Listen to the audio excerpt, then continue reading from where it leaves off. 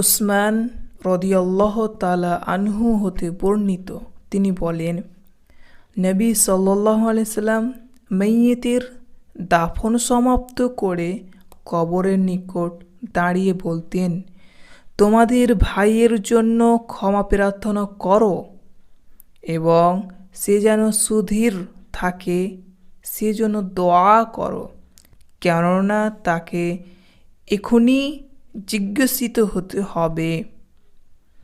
আবু দাউদ হাদিস নম্বর 3221, মিশকাত হাদিস নম্বর 133।